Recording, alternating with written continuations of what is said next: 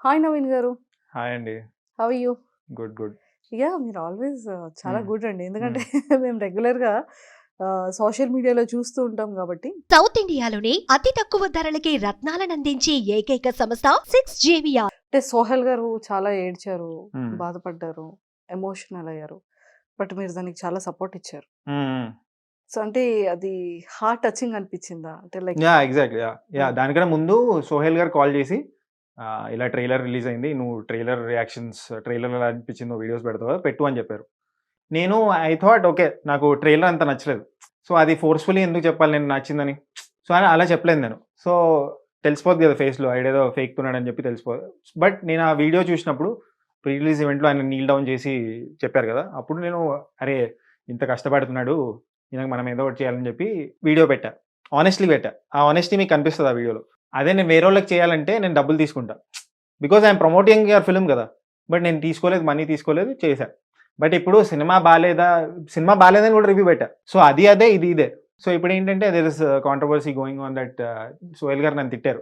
చాలా ఇంటర్వ్యూస్‌లో తిడుతున్నారు. అదంతా అండ్ దానికి కౌంటర్ కూడా ఇచ్చాను నేను. సో, అలా ఉంటది.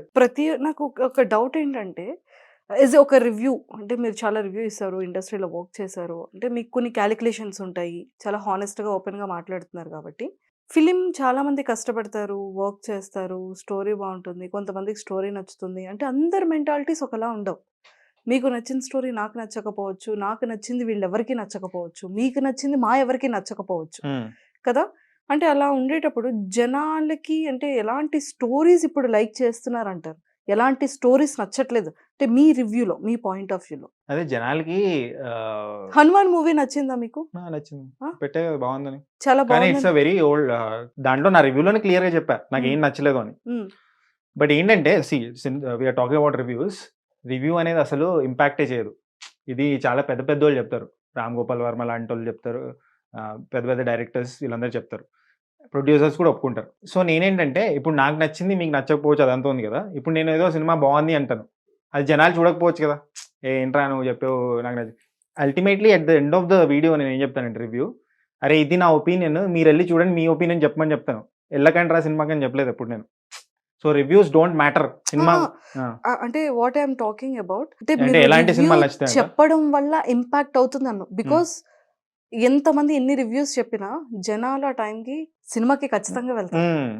టైమ్ పాస్ చేయడానికో, బోరింగ్ అనో, లేకపోతే వాళ్ళకి నచ్చింది ఏదో ఒక దాంట్లో. అంటే రివ్యూ అనేది నాకు తెలిసి ఫిల్మ్ మీద ఖచ్చితంగా ఒక బ్యాడ్ రివ్యూ, ఒక నెగెటివ్ రివ్యూ అనేది మూవీ వరకు ఎళ్ళకుండా చేస్తదనే దాన్ని నేను బిలీవ్ చేయను. హ్మ్. ఓపెన్‌గా చెప్తున్నా. అంటే మీరు నమ్ముతారా? అంటే రివ్యూ వల్ల నిజంగా జనాలు థియేటర్ వరకు లేదు వెళ్ళరని? నేను నమ్మను. అదే చెప్తుంది నేను. కంటెంట్ అనేది ఎక్కడో కంటెంట్ ఈస్ ద దగ్గరో కింగ్. లేకపోతే ఒక సాంగో, ఒక కామెడీయో లేకపోతే వాళ్ళకి నచ్చిన ఒక ఆర్టిస్ట్ ఉండడం వల్లో, లేకపోతే ఆ 2½ అవర్స్ ఎంటర్‌టైన్‌మెంట్ రిలాక్స్ కోసమో అది బావున్నా, బాలేకపోయినా జనాలు థియేటర్ వరకైతే వెళ్తారు. హ్మ్. సో, అది కాదు నేనంటుంది. అంటే ఇప్పుడు ప్రెజెంట్ నౌ ఏ డేస్‌లో జనాలకి ఎలాంటి ఫిల్మ్స్ ఎక్కుతున్నాయనేది. యాహ్! అంటే వై బికాజ్ 'హనుమాన్' మూవీకి వెళ్ళేటప్పుడు అందరూ కూడా లోపలికి వెళ్ళేటప్పుడు బావుంది అంట అన్న దాంట్లో వెళ్లారు. హ్మ్. Mouth publicity. అంటే మౌత్ పబ్లిసిటీ అనేది జనాల్ని కూడా తీసుకెళ్తది. హ్మ్. చూసింగ్ ఉంటది కాకపోతే. బయటకొచ్చిన తర్వాత మూవీలో స్టోరీ ఏంటి అంటే, ఓకే. సినిమా అయితే బావుంది కానీ, మూవీ బావుంది. బట్ ఏముందో తెలియట్లేదు మూవీలో. కానీ మూవీ బావుంది అనేది బయటకొచ్చింది యాహ్! After watching. సో, అదే నేను చెప్తుందేంటంటే, పీపుల్ ఆల్సో షుడ్ ఈ రివ్యూస్ ఇవన్నీ చూస్తారు. ఆ రివ్యూస్ గూడా ఎందుకు చూస్తారు? అరే! వీడి ఒపీనియన్ ఏంటని చూస్తారంతే. హ్మ్. దీంతో సినిమాకెళ్ళేవాళ్ళుంటారు. దీన్ని హ్మ్. బట్టి బేస్ చేసి ఎళ్తారు. బట్ నేనేమంటున్నా అంటే, పీపుల్ ఆల్సో షుడ్ రియలైజ్ వాళ్ళు నేను సొంతంగా నాకేమనిపించిందో చూడ్డానికెళ్ళాలి. హ్మ్. ఏదో రివ్యూవర్ అదంతా నేనెప్పటి నుంచి అదే చెప్తున్నాను. సో, ఎలాంటి కైండ్ ఆఫ్ ఫిల్మ్స్ నచ్చుతాయంటే, హానెస్ట్ అటెంప్ట్ చేస్తే నచ్చుతది. ఆ సినిమాకి మంచిగా చేసామా? 'హనుమాన్' రి రి చూడ్డానికి కారణం ఏంటంటే, హానెస్ట్‌గా తీశారు సినిమాని. మంచిగా తీశారు. ఆ టెక్నికల్ వాల్యూస్ కానీ, మ్యూజిక్. ఆ మ్యూజిక్ కానీ అదంతా బావుంటది. ఎఫర్ట్ పెట్టినట్టు కనిపిస్తది. ఎఫర్టే పెట్టకపోతే చూడరు. ఆ ఆథెంటిసిటీ తీసుకురావాలి. ఇప్పుడు 'పుష్ప' లాంటి సినిమాలు ఎందుకు హిట్ అవుతాయంటే, ఆ వరల్డ్‌ని క్రియేట్ జేయాలి. ఆ కొత్త ప్రపంచంలోకి తీసుకెళ్ళాలి జనాల్ని. సో, అది చాలా ఇంపార్టెంట్. అదే లేపోతే టైమ్స్ చేంజ్ అయిపోయాయి. కోవిడ్ తర్వాత ఏంటంటే, మనయి సేమ్ 'రొట్టా' సినిమా కాన్సెప్ట్ తీసినా లేపోతే కొత్తగా చూపించకపోతే ఎందుకంటే వరల్డ్ అంతా చూసేసింది కదా! వరల్డ్ సినిమా అంతా. కొరియన్ ఫిల్మ్స్ చూసేసారు, మలయాళం చూసేసారు, యుగాండాలో ఉంటే సినిమా చూసేసారు.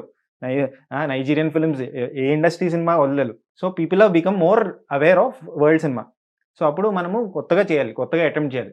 నేను కొత్తగా తీసినా చూడట్లేదంటే నువ్వు తీసేలాగా చేయాలి ఏదో ఒకటి. పబ్లిసిటీ అయినా చేయాలి కదా ప్రాపర్‌గా. అంటే ఏదో లోపం ఉంది అని ఒప్పుకోవాలి. వేరే వాళ్ళ మీద ఏడవడం కాదు. మీలో ఏం లోపం ఉందో అది తీసుకొని దాన్ని కన్‌స్ట్రక్టివ్‌గా ఎలా తీసుకుంటామో, దాన్ని మనం నెక్స్ట్ టైమ్ కవర్ చేసుకుంటాం అలా చేయాలి. నేను కూడా అదే చేస్తా. ఇప్పుడు కామెంట్స్ కింద, వీడియో కింద కామెంట్స్ కొడతారు. చాలామంది నెగెటివ్ కామెంట్స్ కొట్టొచ్చు. నేనేంటంటే అది ఫీడ్‌బ్యాక్ లాగా తీసుకొని okay, how can I improve? Film మేకర్‌కి ఉండాల్సిన లక్షణం అది. అరే ఈళ్ళు ఇలా చెప్పారు, ఓకే నెక్స్ట్ టైమ్ మనం ఇంప్రూవ్ చేసుకుందాం అని ఫార్వర్డ్‌గెళ్తే బావుంటది. అంటే ఇప్పటివరకు సీరియస్‌గా లేదు మాట్లాడేసుకున్నారు. సీరియస్ ఏం లేదు. This is the fact. మీరు ఇంటర్వ్యూస్ చూస్తుంటారా? ది ఛానల్స్ నేను ఇంటర్వ్యూసే ఎక్కువ చూస్తాను. ఇంటర్వ్యూస్ నాకు ఎక్కువ బుక్స్ చూస్తారా? చదవడం అలాంటి ఇంట్రెస్ట్ ఉండదు. Yeah. అండ్ ఇంటర్వ్యూస్‌లో ఏంటంటే I like to understand people. I like the concept of human library. హ్మ్. అంటే బుక్స్ చదివితే ఒక నాలెడ్జ్ వస్తది కదా! అది కాదు. హ్యూమన్ లైబ్రరీకెళ్తే బుక్స్ ఉంటాయి. బుక్స్ చదివితే నాలెడ్జ్ వస్తది. అలా కాదు. మనిషిని ఇప్పుడు మంజుష గారితో మాట్లాడి ఆమె జర్నీ తెలుసుకుంటే నాలెడ్జ్ వస్తది. That is called human library. ఇప్పుడు రామ్ గోపాల్ వర్మ గారితో మాట్లాడితే ఆయన నాలెడ్జ్ నాకు వస్తది. XYZతో మాట్లాడితే I like that concept. So ఆ విధంగా నేను ఇంటర్వ్యూస్ చూస్తా. అందరిని నేను కలవకపోవచ్చు కదా! యెస్. Of course. సో అందుకే ఇంటర్వ్యూస్ సో చూస్తా. మీకైతే తెలుస్తూ ఉంటారు. Yeah. యాంకర్స్ కానీ ఇలా. మొత్తం చాలా తెలుసు. సుమన్ టీవీలో చూసారా మరి నన్ను ఇంతకు ముందు ప్రీవియస్ చూసాను, నేను పెద్ద ఫ్యాన్ మీ జుట్టుకి. జుట్టు. రింగల్ జుట్టుంటే నాకు ఇష్టం. థ్యాంక్ యూ అండి. Hmm. Thank you so much. అంటే నా యాంకరింగ్ గురించి Hmm. అంటే నా వే ఆఫ్ క్వశ్చనింగ్ కానీ నా గురించి రివ్యూ చెప్పాలి అంటే ఏం చెప్తారు? 1 మినిట్‌లో చెప్పొచ్చు. మా వాళ్ళు అండ్ మీ యాంకరింగ్ చాలా బాగుంది. క్వశ్చన్స్ చాలా మంచిగా ఫ్రేమ్ చేస్తారు. అంటే ఎక్కడ ఏదో టైం పాస్ చేస్తున్నారు ఇంటర్వ్యూ, సరే చేసి పంపించేద్దాం అనే టైప్లో ఎక్కడ అనిపించలేదు. సో నాకు తెలిసిపోతుంది కదా ఎవరు జెన్యున్లీ రిసర్చ్ చేసి వచ్చారు, Yes, లేకపోతే టైం yes. పాస్ చేస్తున్నారో ఇదంతా మనకు తెలిసిపోద్ది. సో నాకు అండర్స్టాండింగ్ లేకుండా లేదు. ఎందుకంటే ఇప్పుడు 30 years ఇండస్ట్రీ టైప్లో నేను కూడా చాలా చాలా చూస్తాను ఇండస్ట్రీని. So I know the part of media. So నేను పబ్లిక్ అడ్మినిస్ట్రేషన్ చదివాను కాబట్టి చాలా అవగాహన ఉంది. అన్నిటి మీద ఒక అండర్స్టాండింగ్ ఉంటుంది. ఆ అండర్స్టాండింగ్తో మీ గురించి చెప్తున్నాను కాబట్టి you can take my review very seriously. ఇండస్ట్రీని ఆల్మోస్ట్ అంటే 30 ఇయర్స్ అనో 40 ఇయర్స్ అనో 20 ఇయర్స్ అనేది ఎక్స్పీరియన్స్ కాదు, ఇయర్స్ ఆఫ్ జర్నీ కాదు. మనం 5 ఇయర్స్ ఉన్నా 3 ఇయర్స్ ఉన్నా మనం నేర్చుకునే ఎక్స్పీరియన్స్ చాలా ఎక్కువ ఉంటుంది. Oh. బికాస్ మనం ఫేస్ చేస్తున్నాం, మనమే అనుభవిస్తున్నాం.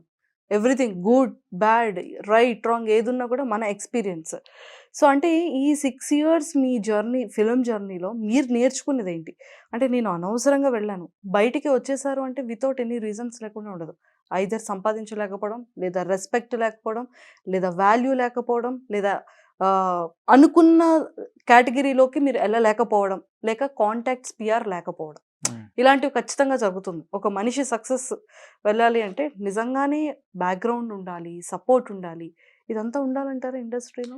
ఫండమెంటలీ అందరి విషయం నాకు తెలియదు కానీ నేను సినిమా ఇండస్ట్రీ నుంచి బయటికి రాలేదు ఇంకా. Once you're filmmaker you're filmmaker. నేను డైరెక్ట్ చేస్తా పక్క. సినిమా ఇండస్ట్రీకి సంబంధించి ఏదో ఒకటి చేస్తూనే ఉంటా. I answer, I got your question. So ఏంటంటే నేను చాలా ఎక్స్పీరియన్స్ గెయిన్ చేశాను సినిమాల వల్ల.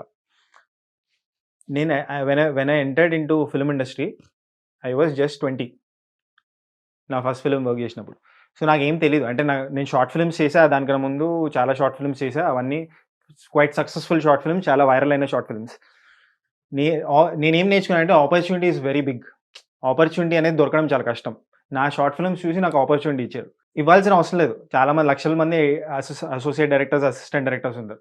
కానీ ఆ ఆపర్చునిటీని తీసుకొని మనం క్యాపిటలైజ్ చేసి మనం ముందుకెళ్ళాలి. ఇది యాక్చువల్లీ బిగ్గెస్ట్ లెసన్. సో అది నేను నేర్చుకున్నాను. ఆపర్చునిటీ అనేది బిగ్గర్ థింగ్ మనం నేర్చుకోవాలి. అది ఏ పని చేస్తున్నావు అనేది ఇంపార్టెంట్ కాదు. నువ్వు సెట్లో లైట్ మోస్తున్నావా, ప్రాపర్టీస్ మోస్తున్నావా, లేకపోతే ఫుడ్ పెడుతున్నావా, అది ఇంపార్టెంట్ కాదు. నీకు నేర్చుకోవడానికి ఆపర్చునిటీ ఉంటుంది. అండ్ ఎవరు నీకు వర్క్ నేర్పరు, నువ్వు నేర్చుకోవాలి. సో ఎవరు కూర్చోబెట్టి ఫిల్మ్ స్కూల్ కాదు, షూటింగ్ స్పాట్ లేకపోతే ఫిల్మ్ ప్రొడక్షన్ హౌస్. నువ్వు నేర్చుకునే నీకు కేపబిలిటీ ఉంటే నువ్వు నేర్చుకుంటావు. సో అది నేను బిగ్గెస్ట్ లెసన్ నేర్చుకున్నా.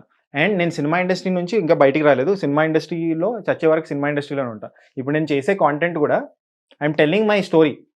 నేను ఫిల్మే తీస్తున్నా, బట్ 60 seconds ఫిల్మ్ తీస్తున్నా, ఓ 3 minutes ఫిల్మ్ తీస్తున్నా, అలా అనుకునే తీస్తాను. ఫిల్మ్ కూడా ఏదో ఒక ఒపీనియనే చెప్తుంది కదా, ఓ ఫిలాసఫీయే చెప్తుంది కదా. నేను నా 1 minute ఫిలాసఫీ చెప్తున్నా, నా ఎడిటింగ్ టెక్నిక్స్ ఇక్కడ వాడుతున్నా.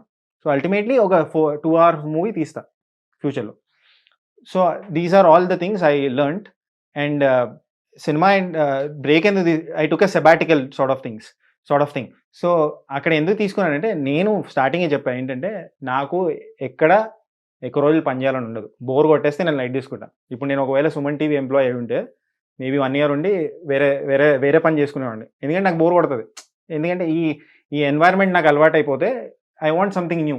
అలా రావడం జరిగింది. కానీ I was very successful in films.